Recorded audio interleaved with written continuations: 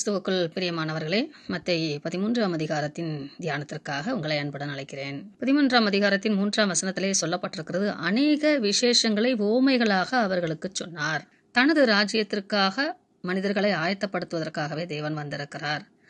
ஏவாளையும் தேவன் உண்டாக்கி, தேவன் மனிதன் இங்கே வசிக்க வேண்டும் என்று சொல்லி அந்த இடத்தை ஆயத்தப்படுத்தி இருந்தார். அது தேவனுடைய பிரசன்னம் நிறைந்த இடமாக இருந்திருக்கிறது.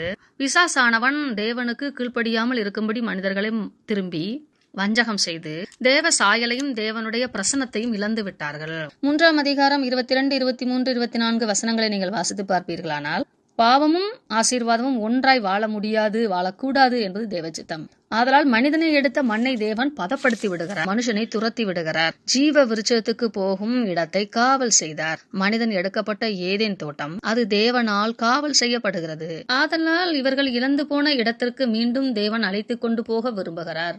மரணத்தை ஜெயமாக வென்று உங்களை அழைத்து செல்ல போகிறேன். நான் எங்கே அழைத்து செல்ல போகிறேன் தெரியுமா? தேவனுடைய ராஜ்யம். அந்த பரலோக ராஜ்யம் எப்படிப்பட்ட ராஜ்யம் தெரியுமா என்று சொல்லி அவர்கள் புரிந்து கொள்ளத்தக்கதாக 8 ஓமைகளாலே பேசுகிறார். அநேகர் 7 ஓமைகள் என்று சொல்லுவார்கள். 8வது ஓமை ஒரே வார்த்தையிலே சொல்லப்பட்டிருக்கிறது. அது 52ஆம் வசனத்திலே சொல்லப்பட்டிருக்கிறது. பழையவைகளிலும் புதியவைகளிலும் இருந்து எடுத்து கொடுக்கிற வீட்டெஜமானாகிய மனுஷனுக்கு ஒப்பாயிருக்கிறான் என்று சொல்லப்பட்டிருக்கிறது. ஆகவே இந்த 13ஆம் அதிகாரத்திலே சொல்லப்பட்டிருக்கிற சகல ஓமைகளையும் நாம் புரிந்து கொள்ள வேண்டும். நிலங்களும் விதைகளும், களைகளும் விதைகளும், கடுகு விதை புளித்த மாவு, பொக்கிஷம் முத்து, மீன்வலை நல்ல எஜமான். இந்த ஒவ்வொரு ஓமைகளும் ஒரு முக்கிய மைய கருத்தை தேவன் வைப்பதை நீங்கள் பார்க்கலாம்.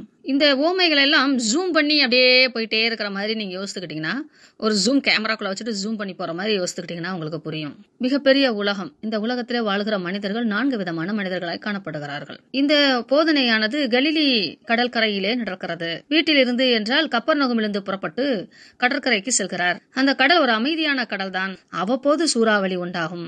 கடலின் அலைகளும் அமைதியாகத்தான் அடிக்கும். அங்கே திரளான ஜனங்கள் கூடி வருகிறார்கள். இந்த கலிலி கடற்கரையை சுற்றி அநேக கிராமங்கள் உண்டு. இந்த கிராமங்கள் எல்லாம் மிகவும் செழிப்பான கிராமங்கள். ஆதலால் இந்த ஓமையை தேவன் சொல்லுகிறார். விதைகள் உயிருள்ளவைகள், வேத வசனமும் உயிர்ப்பிக்க கூடிய வார்த்தைகள். மேலோட்டமாய் கேட்பது, என்ன சொல்கிறார் என்று பார்ப்போம் என்று கேட்பது, வாழ்வும் பரலோக ராஜ்யமும் வேண்டும் என்று கேட்பது, பரலோக ராஜ்யத்துக்கென்றே வாழ்வது என்ற 4 விதமான மனிதர்கள். பொதுவான மக்களிடத்துல பேசும்போது தேவன் இப்படியாக 4 விதமான காரியங்களை சொல்லிவிடுகிறார். 9வது வசனம் தான் ஹைலைட்டிங். கேட்கிறதுக்கு காது உள்ளவன் கேட்க கடவன். ஆன்மீக காரியங்களுக்கு செவி கொடுக்க மனதாயிருக்கிறவர்களுக்கு இந்த காரியம் புரியும். உள்ளவன் எவனோ அவனுக்கு கொடுக்கப்படும், இல்லாதவனிடத்தில் உள்ளதும் எடுத்துக்கொள்ளப்படும் என்றால், உணர்வுள்ள இருதயம் உள்ளவனுக்கு இன்னும் கொடுக்கப்படும், வெளிப்பாடு அதிகமாகும். இப்படியெல்லாம் ஒவ்வொரு ஓமைகளுக்கும் இடையாக ஒரு பஞ்ச் டயலாக் இருக்கும். அப்பொழுது சீசர்கள் கேட்கிறார்கள், நீர் ஏன் ஓமைகளாலே அவரிடத்தில் பேசுகிறீர்? அப்பொழுது ஆண்டவர் சொல்லுகிற முக்கியமான காரியம் என்னவென்றால், இந்த உலகம் மிகப்பெரிய பரந்த உலகம். ஆனால் ஐ எம் சூசிங், நான் சில பேரை தெரிந்தெடுத்துக் கொள்கிறேன். என்னை தேடுபவர்களை நான் தெரிந்தெடுத்துக் கொள்கிறேன். பரலோக ராஜ்யங்களின் ரகசியங்களை அறியும்படி உங்களுக்கு அருளப்பட்டிருக்கிறது. பிரயாசப்படாம எதையும் நாம் பெற்றுக்கொள்ள முடியாது. தானா ரட்சிப்பை தேவன் துணிக்க மாட்டார். இயேசு கிறிஸ்துவை விசுவாசித்து ஏற்றுக்கொள்கிறவன் நித்திய ஜீவனை அடைவான். இயேசு கிறிஸ்துவை நிராகரிக்கிறவன் நித்திய ஆக்கினைக்கு உட்படுவான். அவ்வளவுதான். Very clearly Bible makes this statement. ரொம்ப அழகான தெளிவான வரையறைகளை வேதம் நமக்கு கற்றுக் கொடுக்கிறது. அவர்களுக்கு கண் இருக்கும், ஆனால் காணாதவர்களைப் போல இருப்பார்கள். காது இருக்கும், ஆனால் உணராதவர்களைப் போல இருப்பார்கள். காரணம், அவர்கள் இருதயம் உணர்ந்து மனம் திரும்பாமலும் குணப்படாமலும் இருக்கும்படியாக அவர்கள் இருதயம் கொளுத்திருக்கிறது என்றால், தவறான எண்ணங்களால், தவறான விருப்பங்களால், தவறான ஆசைகளால் இருதயம் கொளுத்திருக்கிறது என்று அர்த்தம். மந்த புத்தியினால் கேட்கிறார்களாம், அதாவது உணர்வடைவதற்கு விருப்பமில்லாத மந்த புத்தியை உடையவர்களாய் இருக்கிறார்களாம். வேத வசனங்களை கேட்பதும் காண்பதும் உணர்ந்து கொள்வதும் பாக்கியம் உள்ளவைகள் என்று பல புத்தகங்கள் சொல்லுகிறது. விசேஷமாக வெளிப்படுத்தின விசேஷம் 1ஆம் அதிகாரத்தின் முதல் பகுதியிலே விவரிக்கிறது. முந்தி காலங்களிலே வாழ்ந்த நீதிமான்கள் யாவரும் இந்த வேத வசனங்களை கேட்பதற்கு, என் வாயினால் கேட்பதற்கு ஆவலாயிருந்தார்கள் என்று முதல் 4 விதமான மனித மனங்களை சொல்லிவிட்டு அந்த நல்ல நிலத்திலே விளைந்த விளைச்சல் 30, 100, 60 பலன் தந்ததல்லவா? விவசாயி பாரபட்சம் இல்லாமல் எல்லா இடத்திலும் விதையை விளைச் செய்தான். ஆனால் பலன் தந்ததல்லவா? தேவனுடைய ராஜ்யம் பலன் தருகிறதைத்தான் பெற்றுக்கொள்ளும். இரண்டாவது உவமை ஒரிஜினலுக்கும் ஜெராக்ஸுக்கும் உள்ள வித்தியாசத்தை தேவன் வெளிப்படுத்துகிறார். உண்மைக்கும் மாயைக்கும் இருக்கக்கூடிய வித்தியாசம், அதை நம்மால் அடையாளப்படுத்திக் கொள்ள முடியாது. தேவன் அவைகளை பார்த்துக் கொள்வாராம். நல்ல நிலத்திலே விழுந்திருக்கிறது விதை, அது பலன் கொடுப்பதற்காக வளர்கிறது. அது வளரும் போது பொல்லாங்கானும் வந்து களைகளை விதைத்து விடுகிறான். இது ஒரு கண்டினியூட்டி, ஒரு கனெக்டிவிட்டி மெசேஜை கொடுத்துட்டே இருக்கும். நீ வளர், நீ பலன் கொடுக்கத்தக்கதாக வளர்ந்து கொண்டே இரு. உன் பக்கத்தில் ஜெராக்ஸ் காப்பி உன்னை போல பிசாசானவன் செய்து கொண்டு இருக்கலாம். ஆனா பயப்படாத, நான் அதுக்கு ஒரு அறுப்பு காலம் வச்சிருக்கிறேன். நான் பார்த்து கொள்கிறேன். 30வது வசனம், நான் அறுக்கிறவர்களை நோக்கி முதலாவது களைகளை பிடுங்கி அவைகளை சுட்டரிப்பதற்கு கட்டுகளாக கட்டுங்கள், கோதுமையோ என் களஞ்சியத்தில் சேர்த்து வைங்கள் என்பேன். தேவனுடைய ராஜ்யத்திற்கு நாம வசனத்தை நமக்குள்ளாக அனுமதி கொடுத்து அது பலன் தரத்தக்கதாக நாம் நல்ல கனிகளை தர வேண்டும். அதை சேர்ப்பதற்காக களஞ்சியத்திலே சேர்ப்பதற்கு தேவன் பார்த்துக் கொள்வார். கடுகு விதை ஓமை. விதைக்கு உயிர் இருக்கும். அது எவ்வளவு பெரிய விதையா இருந்தாலும் சிறிய விதையா இருந்தாலும் வேத வசனம் உயிர்ப்பிக்கிற வசனம். அது ஒருவனுக்குள்ளாக விழுந்தால் அது வளர்ந்து பெருகி பெரிதாகி வேத வசனம் பலன் கொடுக்கக்கூடியது. பரலோக ராஜ்யம் பலன் கொடுக்கக்கூடியது. அது பரலோகத்திலே சேர்த்து வைக்கக்கூடியது.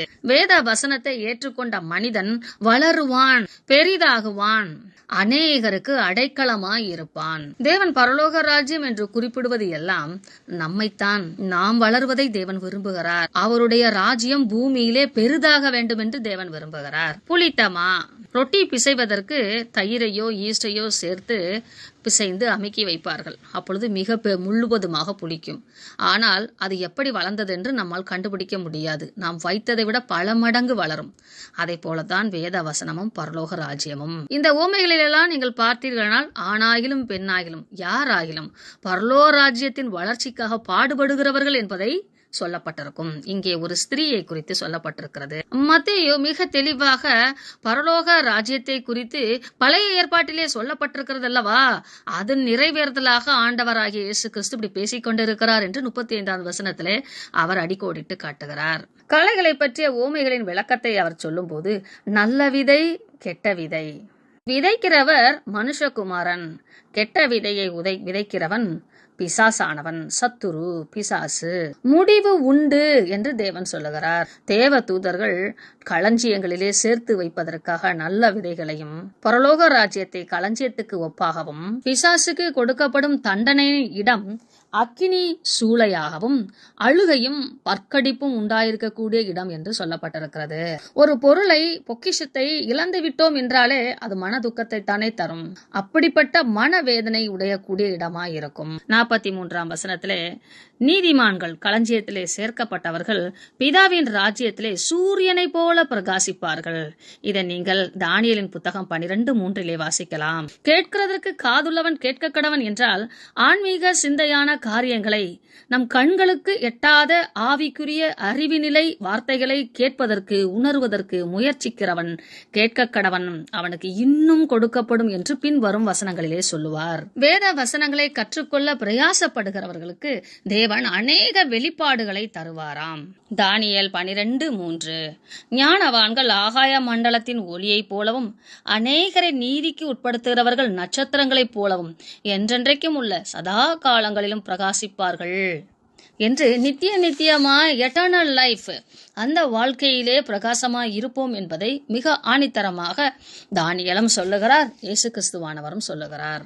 மறைவான பொக்கிஷம், முத்து, இவை 2 ஓமைகளையும் நாம் அடுத்து வாசிக்கிறோம். பரலோக ராஜ்யம் பலன் தரும் விதைகளை களஞ்சியத்திலே சேர்த்து வைக்கும். உயிருள்ள அந்த விதை பெரிதாகி பிறரை வாழ வைக்கும். அமைதியான முறையிலே ஈஸ்ட் வளருவது போல பரலோக ராஜ்யம் ஒரு மனிதனுக்குள்ளும் ஒரு சமுதாயத்துக்குள்ளும் வளரும். உலக தோற்றம் முதல் மறைபொருள் ஆனவைகளை எல்லாம் அந்த மனிதர்களுக்கு வெளிப்படுத்தும். பொல்லாங்கான் நம் கூடவே இருந்து நல்லவர்கள் போல இருந்தாலும் சாத்தான் ஒளியின் தூதன் இயேசு கிறிஸ்துவின் வேஷத்தை தரித்து கொண்டாலும் அறுப்பு காலம் நியமிக்கப்பட்டிருக்கிறது. முடிவு உண்டு. நாம் களஞ்சியத்திலே சேர்க்கப்படுவோம். நமக்கு நித்திய ராஜ்யமும் பிசாசுக்கும் பிசாசை சார்ந்தவளுக்கும் நித்திய தண்டனை உண்டு என்று சொல்லியும், பரலோர் ராஜ்யம் வசனத்தை கேட்பதினால் ஆரம்பித்து வார்த்தையினாலே நியாயம் தீர்க்கப்படும் என்று முடிவு பெறும் என்றும் இங்கே ஆண்டவர் விளக்கப்படுத்துகிறார். இந்த கண்ணோட்டத்தோடு இந்த பொக்கிஷத்தையும் பொக்கிஷம் நிறைந்த நிலத்தையும் முத்தை வாங்குவதை குறித்தும் நாம் படிக்க வேண்டும். விதை மனதிலே விழுந்து விட்டது, வசனம் வளர்கிறது, அநேகருக்கு பலன் கொடுக்கிறது, மறைபொருள்களை பெற்றுக்கொள்கிறது. அந்த பரலோக ராஜ்யம் மிகப்பெரிய பொக்கிஷம். எப்படிப்பட்ட பொக்கிஷம் என்றாலும் கண்ணுக்கு தெரியாத பொக்கிஷம்.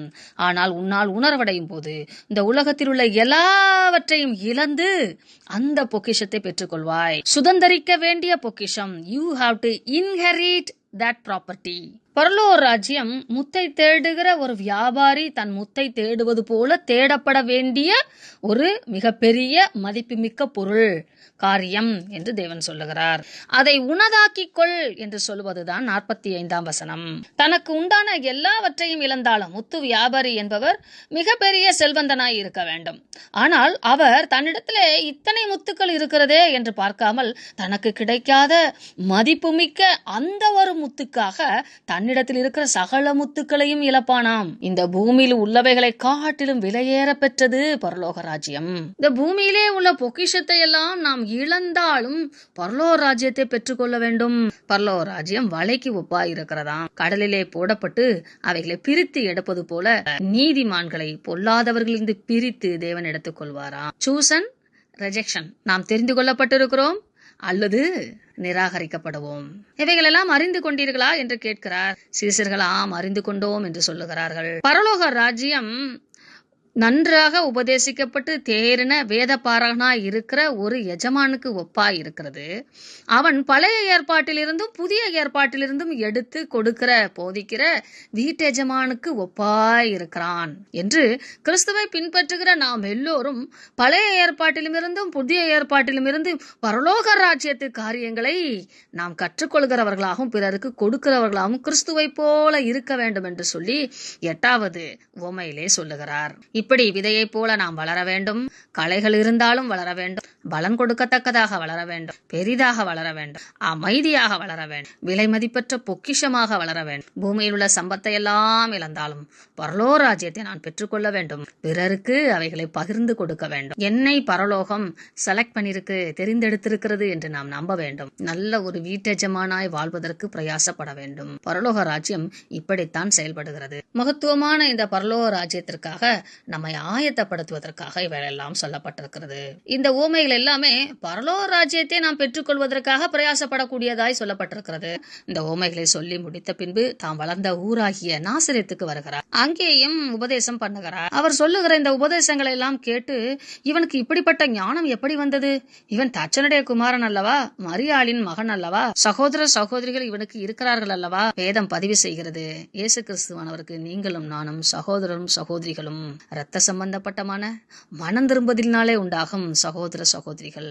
விசுவாசத்தினாலே அவருக்கு நாம் சகோதர சகோதரிகள். முள்ளுள்ள இடங்களில் விழுந்த விதையை போல இந்த நாசரேத் ஊர் மக்களும் இருக்கிறார்கள். சந்தேகம், உலக கவலை, உலக அறிவு, இவனுக்கு ஞானம் எங்கிருந்து வந்தது? இவன் எங்கே தியாலஜி படித்தான் என்று தங்களுக்கு தாங்களே அவர்கள் இடரல் அடைந்தார்கள். அவருடைய அவிசுவாசத்தின் நிமித்தம் அங்கே அவர் அநேக அற்புதங்களை செய்யவில்லை. நம் வாழ்க்கையிலும் வேத புத்தகத்தை தியானிக்கும் போது நிறைய சந்தேகம் வரும். இது சாத்தியமா அப்படின்னு வரும். என இயேசு கிறிஸ்து சொன்னார் என்றால் அது சாத்தியம் என்று குருட்டாக கூட நாம் நம்பினால் பரிசுத்த ஆவியானவர் நமக்கு விளக்கப்படுத்துவார். இந்த ஆழமான சத்தியங்களை ஆழமாய் நாம் தியானிப்பதற்கு நம் வாழ்க்கையில கடைபிடிப்பதற்கு தேவன் உதவி செய்வாராக. ஆமென்.